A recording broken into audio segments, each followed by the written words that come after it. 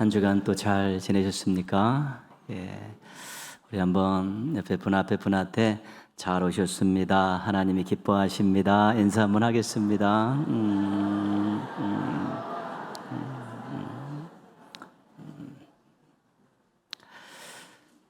우리 기도에 대한 우리 신앙 선배들의 교훈을 몇 가지 살펴보도록 하겠습니다. 기도가 아침에 열쇠가 되고 저녁에 자물쇠가 되게 하라. 기도가 최후의 수단이 아닌 첫 번째 방법이 되어야 한다. 모든 전투를 무릎으로 싸우라. 그리하면 매번 이길 것이다. 기도가 하루의 심장이라는 것입니다. 하루를 열고 닫음이 기도가 될 때 생명력 있는 하루를 살 수 있다는 것입니다.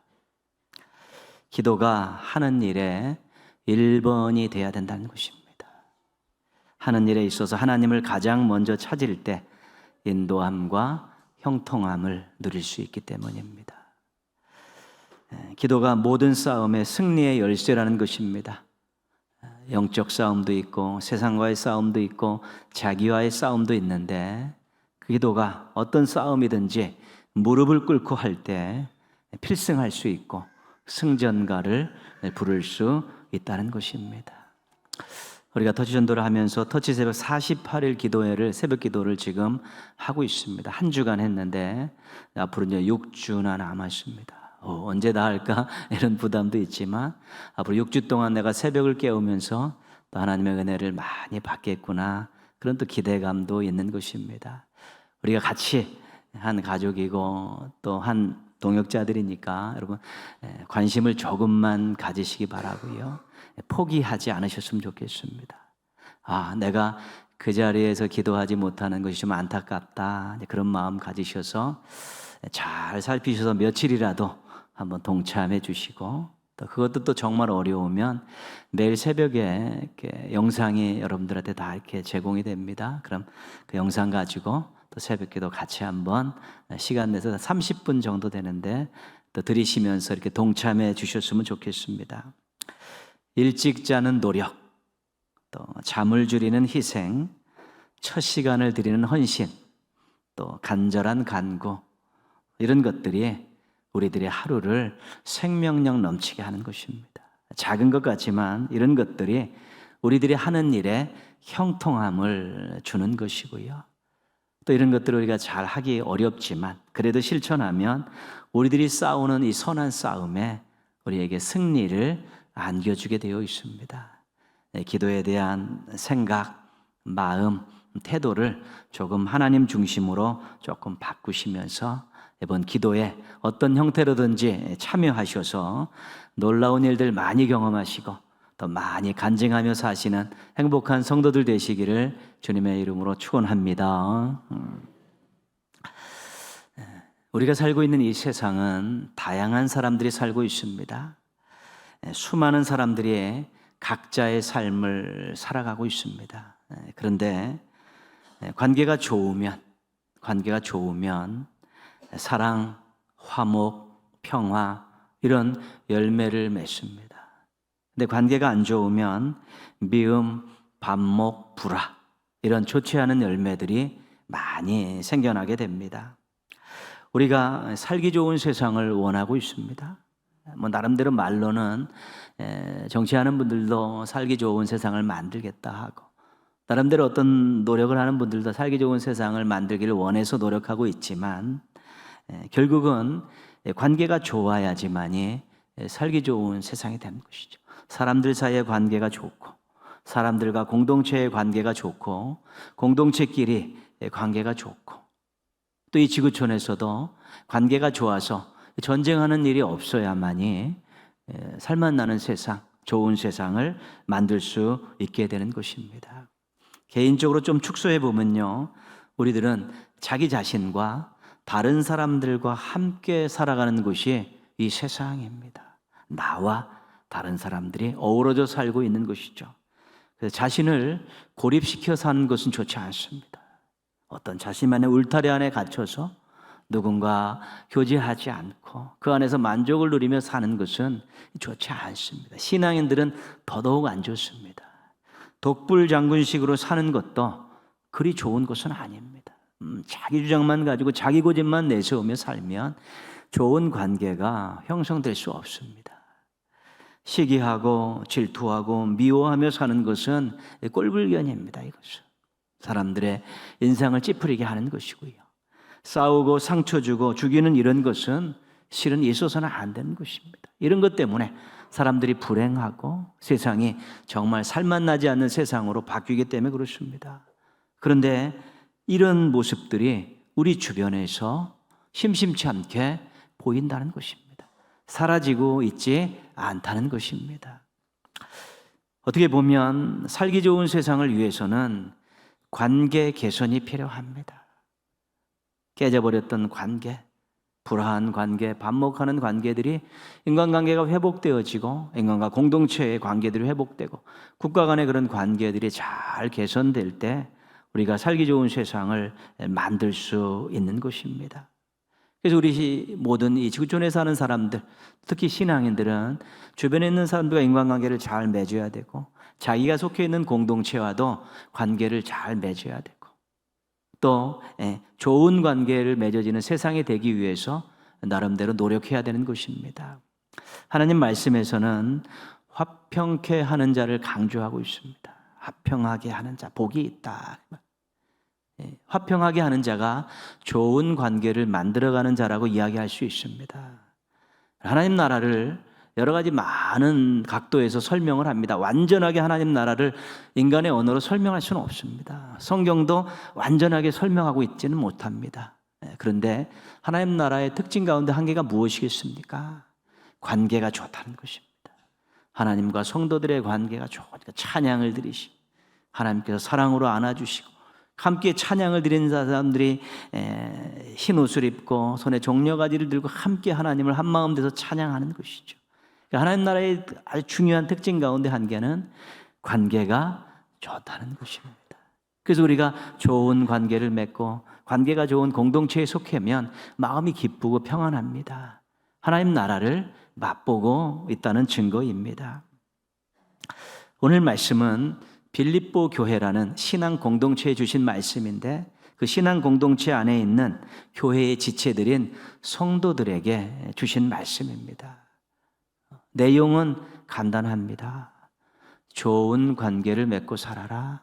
아름다운 관계를 맺기 위해서는 너희가 이렇게 해야 된다. 이 지침을 주고 있는 것입니다. 왜냐하면 신앙 공동체 안에 관계들이 좋아야지 하나가 될 수 있고 하나가 돼야 공동체가 건강해지고 공동체가 건강해야지 하나님의 뜻을 이 땅에 실현할 수 있게 되는 것입니다.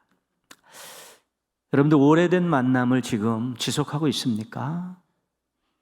그 이유는 무엇이라고 생각하십니까? 인생 살아오면서 단절된 관계들이 많이 있으실 것입니다.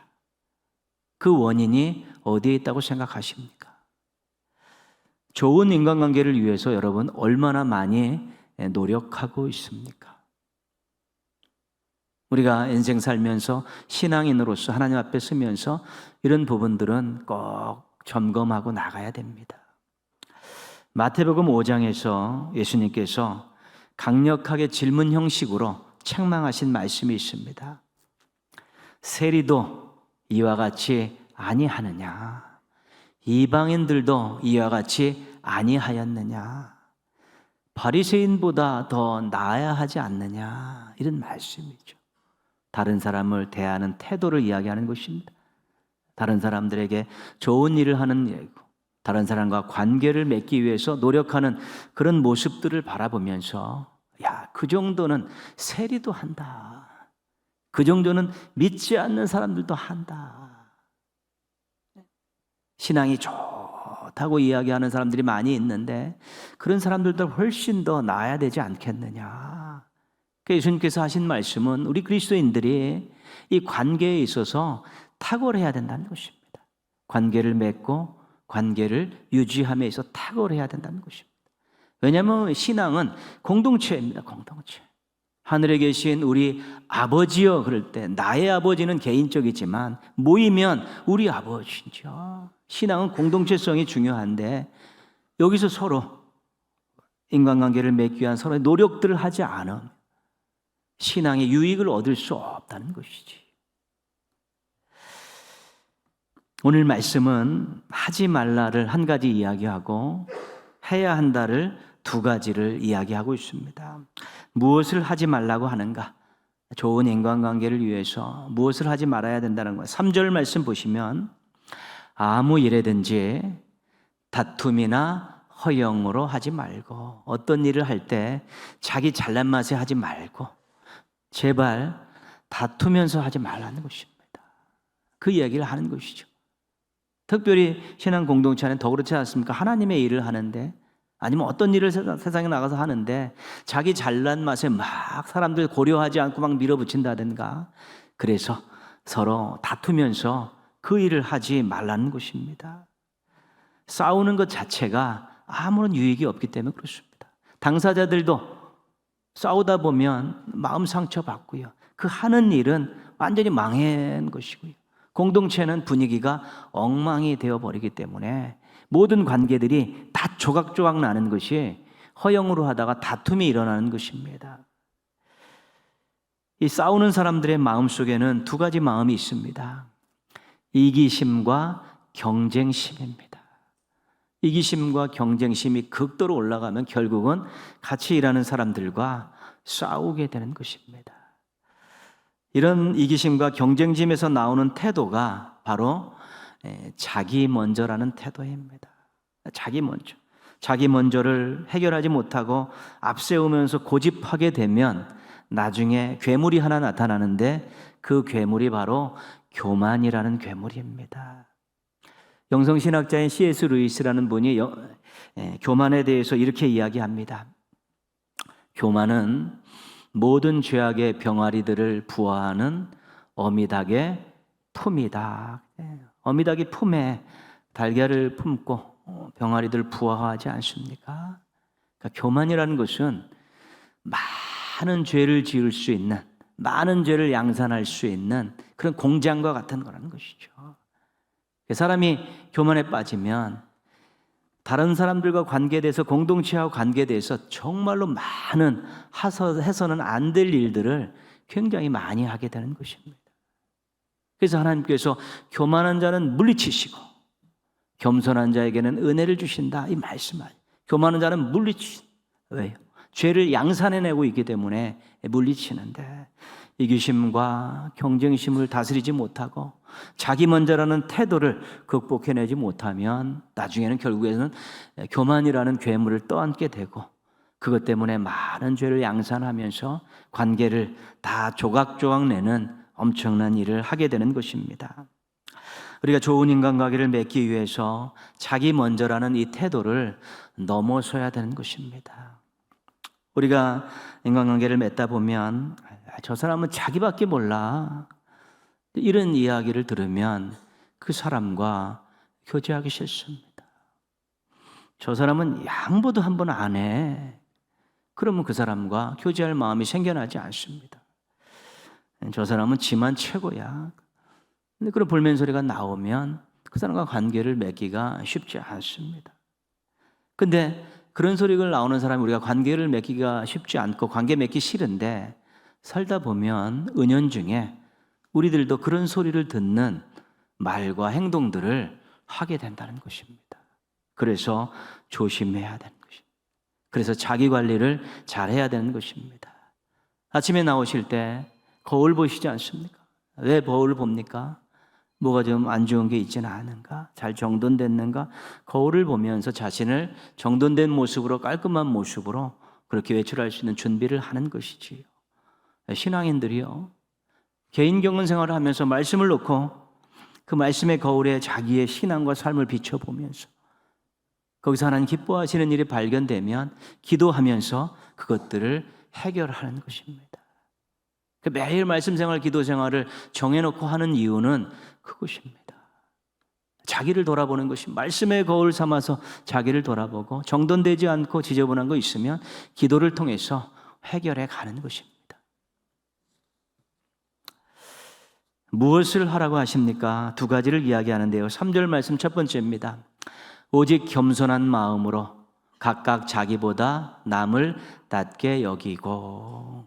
아까 자기 먼저라는 마음과 태도를 가진 사람이 나중에는 그것을 이겨내지 못하면 교만이라는 괴물을 만들지 않습니까? 근데 바로 교만의 반대가 겸손 아니겠습니까? 그러니까 겸손한 마음을 가지라, 당연히 그렇게 권면하고 있는 것입니다. 자기보다 남을 낮게 여기고 자기보다 다른 사람을 좋게 옳게 여기라는 그런 강력한 촉구입니다. 이런 마음과 태도는 어떤 태도를 만들어내냐면 다른 사람 먼저, 자기 먼저, 다른 사람 먼저, 이것들은 우리가 늘 선택해야 될 삶의 태도인 것입니다. 그런데 오늘 말씀에 보면 받침 하나 차이로 뜻이 완전히 달라지는 것을 보게 됩니다. 어떤 내용이냐면 자기보다 남을 낮게 여기고, 좋게 보는데 자기보다 남을 낮게 여기고, 발음할 때는 비슷하지만 낮게 여기냐 낮게 여기냐, 받침 하나 차이로 완전히 반대되는 계명이 나오는 것입니다. 자기보다 다른 사람을 낮게 여기면, 낮게 보면 무시하고 함부로 대하고 또 열등하게 취급하는 그런 언사가 나오게 되어 있습니다. 그런 행동들을 하게 되어 있는 것입니다. 그러나 자기보다 다른 사람을 낮게 여기면 작은 것도 칭찬해주고 응원해주고 인격 대 인격으로 대우해 주는 것입니다. 여러분, 많은 사람들을 만나고 교제하고 있는데 다른 사람들을 나보다 낮게 여깁니까? 낮게 여기고 있습니까? 어느 쪽에 무게중심이 더 가 있습니까?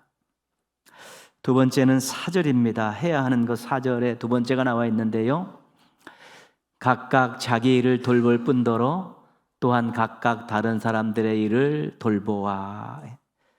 자기 일 잘 처리하고 또 다른 사람들의 일도 조금 돌보아 주라는 것입니다. 자기 일을 잘 처리해야 될 이유는 무엇입니까? 자기 일을 잘 처리할 때 다른 사람에게 피해를 주지 않을 수 있습니다. 자기 일을 잘 처리하지 못해 다른 사람에게 민폐를 끼치는 일들이 있습니다. 자기 책임 분량은 자기가 잘하는 것이 좋습니다. 그리고 자기가 자신의 일을 잘 처리하면서 다른 사람들에게 신뢰를 주면 그 사람들과 좋은 관계를 맺을 수 있는 기반을 마련할 수 있는 것입니다. 신뢰가 가지 않는 사람하고 잘 교제하지 않게 되는 것입니다. 그런데 다른 사람의 일을 돌보아 준다는 것, 좀 다른 사람의 일을 좀 돌보아 준다는 것은 그 사람들을 조금 배려하고 또 도와주는 것입니다. 자신의 것으로 다른 사람의 필요를 조금 채워주는 것이고요. 자신의 힘으로 다른 사람의 연약함을 조금 담당해 주는 것이고요. 자신의 것으로 다른 사람에게 소망을 주는 말과 행동들을 하는 것입니다. 자신도 잘 돌보고 다른 사람들을 돌보기 위해서는 이 속에 사랑이 있어야 되는 것입니다. 성경에서는 다른 사람과 함께 하는 것을 하나님과 연관되어서 아주 귀하게 평가하고 있습니다. 사랑으로 서로 돕는 것, 하나님께서 기뻐하십니다. 사랑으로 서로 나누는 것, 하나님이 받으실 만한 제사입니다. 사랑으로 협력하는 것, 하나님의 뜻입니다. 그렇게 말씀하고 있습니다. 그래서 사랑으로 조금 도우면 하나님 너무 기뻐하신다는 거예요. 부족하고 연약한 사람들 조금 도우면 하나님 너무 기뻐하시고, 다른 사람들과 자기 것을 조금 나누면 하나님이 그것을 예배로 받으신다는 것입니다. 제사로 받으신다는 것입니다. 다른 사람과 협력하는 것, 그건 하나님의 정말 진정한 뜻이라고 이야기하는 것입니다. 그래서 우리가 자신의 일을 잘하면 더불어서 다른 사람들을 좀 돕고 나누고 배려하는 그 현장이 하나님 사랑과 이웃 사랑이 만나는 아주 사랑의 폭발이 일어나는 따뜻한 현장이 될 수 있는 것입니다. 자기 일만 귀하게 여기고 거기에만 몰두하고 다른 사람들을 외면하는 것은 너무 이기적인 것입니다.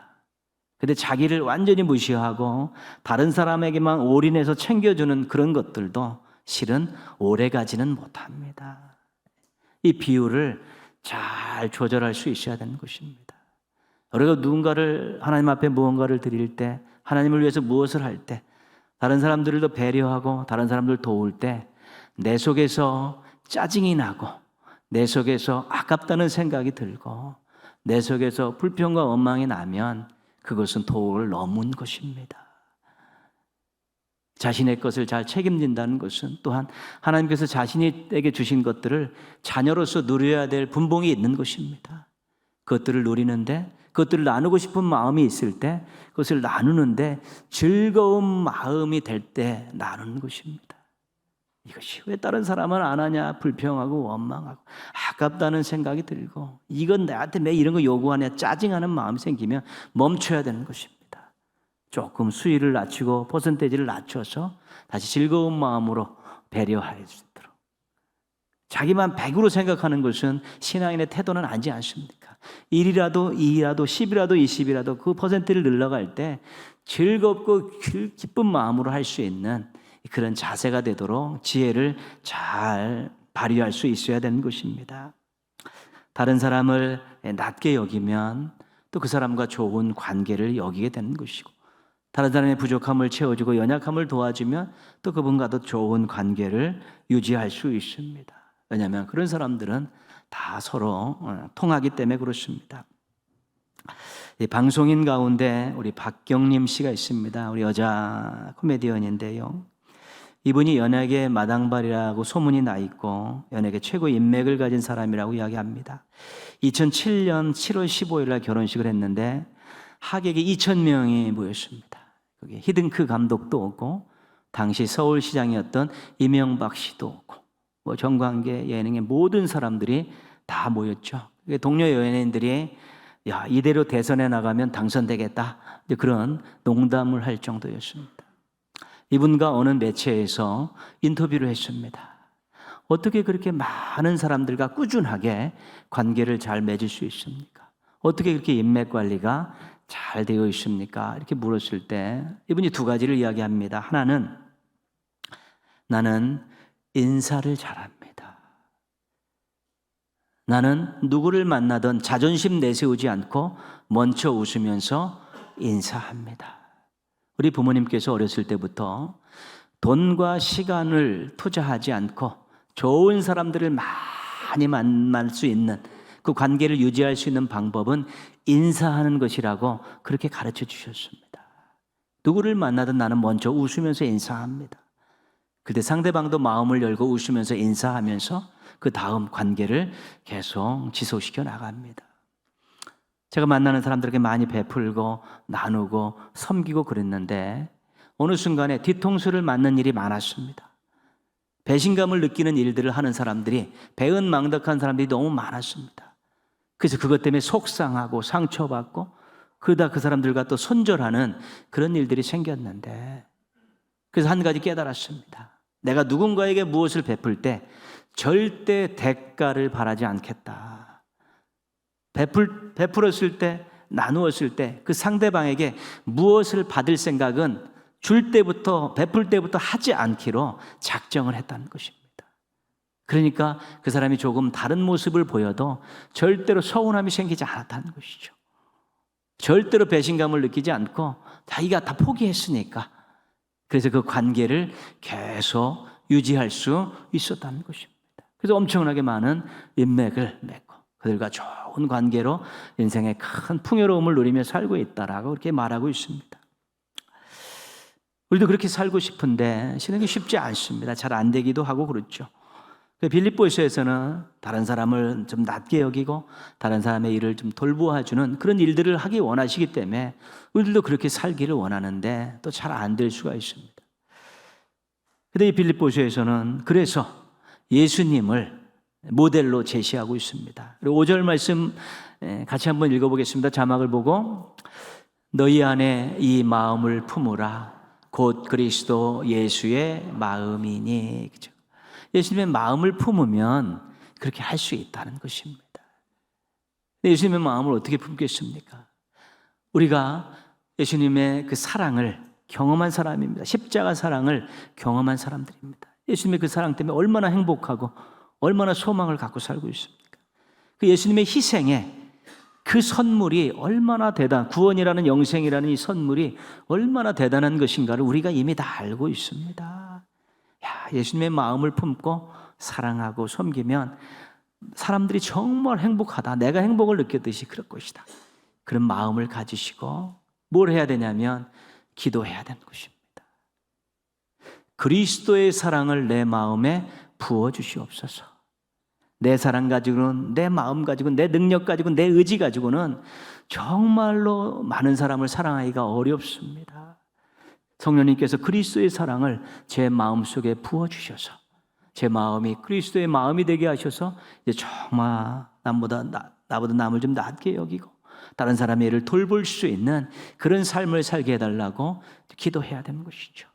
많은 문제들을 우리가 안고 살고 있기 때문에 그 문제를 하나님의 능력으로 해결해달라는 기도 매일 하면서 매달려야 될 필요가 있는 것인데요, 우리의 미래를 바라보면서 우리의 삶의 행복을 위해서, 우리의 인간관계를 위해서 하나님 그리스도의 사랑을 제 마음에 부어주십시오.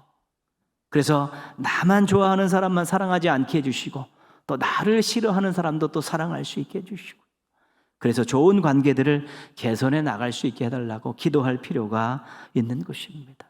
그리스도의 사랑이 우리 마음속에 오면 우리의 인간관계가 깊어지고 우리의 인간관계가 넓어질 수 있는 것입니다. 왜 인간관계가 깊어지고 넓어져야 됩니까? 우리는 함께 신앙생활하고 있는 믿음의 가족들, 동역자들과 함께 이렇게 살아가고 있습니다.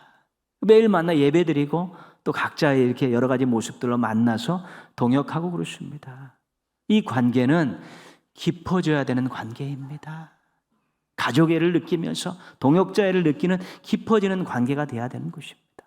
얼굴만 조금 알고 이름도 잘 모르고 대면하고 인사도 안 하고 지나가는 그런 믿음의 가족이 아닌 것이지. 자, 그 옆에 있는 분들 인사하고 이름도 여쭤보고 그러면서 통명하고 알아가면서 이 깊이를, 관계의 깊이를 깊게 할수록 더 뜨거운 사랑을 느낄 수 있고 더 하나 되어서 하나님 기뻐하시는 일을 할 수 있게 되기 때문에 그렇습니다.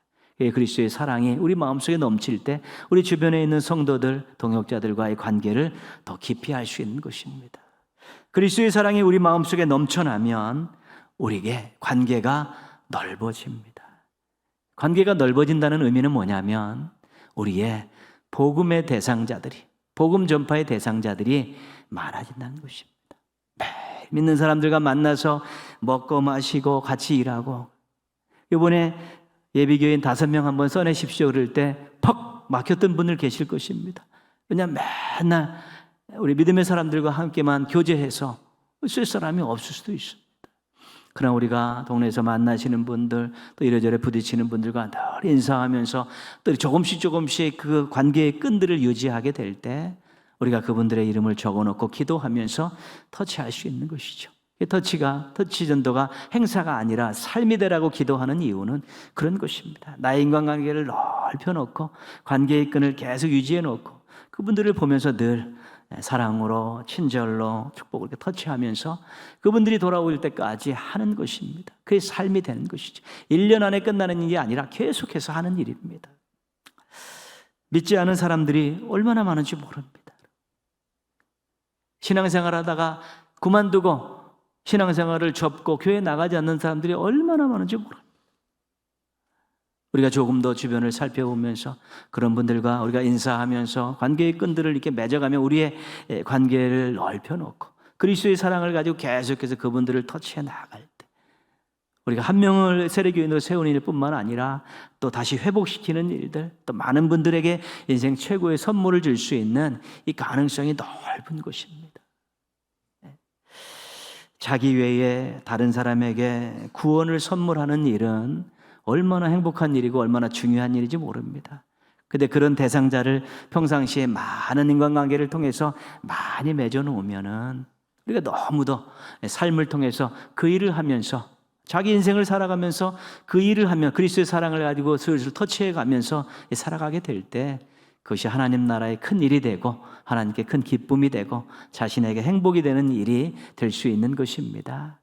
모쪼록 그리스도의 사랑을 공급받으셔서 자기의 많은 사람들의 인간관계를 넓히시고 그들에게 인생 최고의 선물을 주는 우리 멋진 축복의 통로가 되는 우리 성도들 되시기를 주님의 이름으로 축원합니다.